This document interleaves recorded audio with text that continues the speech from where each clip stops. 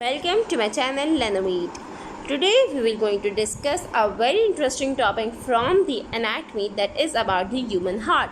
The human heart is about greater than a fist of a human, and this human heart is a very much large pumping organ that is present in our body for the blood circulation, for the pumping of blood in milliseconds. The heart that carry the oxygenated and the deoxygenated blood will going to flow from the superior and the inferior vena cava into the right side of the heart, and this deoxygenated blood will going to be oxygenated in the lungs that are present on the lateral side on both sides of the heart, and from the lung the blood is carried, that is oxygenated, and then it's supplied from the left ventricle to the aorta through the systemic circulation. So here I have drawn a schematic diagram for you guys to better explain about the structures of the heart. In this video, we will going to discuss about the borders, the surfaces and the external features of the heart. Now starting from the parts of the heart that we have discussed in a circulatory video, and we all know that this heart is formed from somewhat lateral side. It is present somewhat left side of the body, and the major structures include the right atrium, that is drained into the right ventricle, and there's a presence of a tricuspid valve between the two atria and the ventricle. The right atrium having the blood drainage from the superior vena cava and the inferior vena cava from whole part of the body.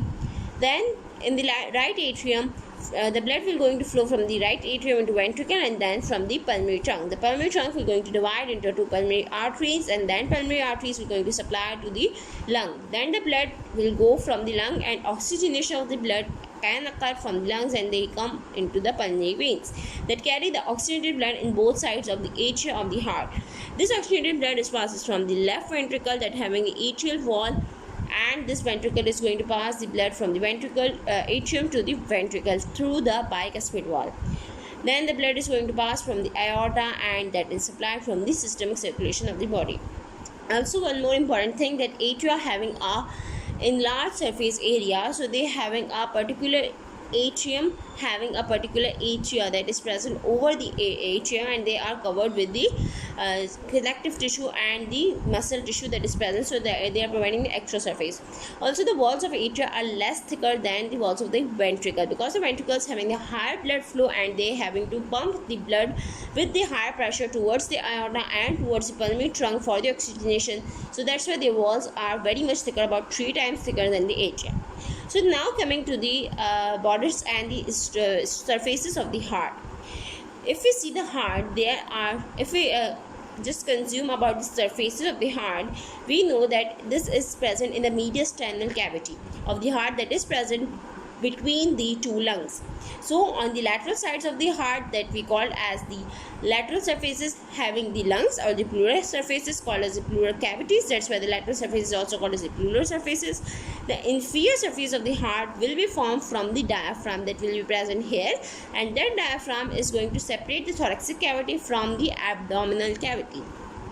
On the anterior surface of heart, that is called as the anterior or the sternocostal surface. Why? Because anterior to the sternum and the thoracic cavity in the superior mediastinum, we have discussed that there is a presence of a sternum bone, and attached with the sternum bone are certain ribs and the cartilages, costal cartilages. That's why the anterior or the sternocostal surface is present anteriorly to the heart.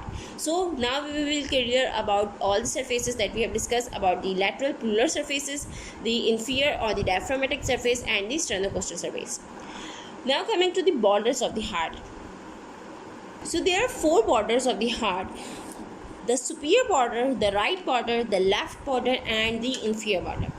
The superior border, as we all know, is formed from the 2 atrias. Here you can see, if we consider this area as a superior border, this superior border is formed from the right and the left atria. This is a presence of a superior border on the upper side of the heart, and this superior border contains following structures that include the bifurcation of the aorta, the pulmonary trunk, and also include the superior vena cava entry into the right atrium, and certain structures, the bifurcation of the pulmonary trunk is also present here. The entry of the pulmonary veins here you can see can be occur. So this is the superior border that having the all the area and all the ascending and the descending parts of the aorta, and all the associated structures are present in the superior border of the heart.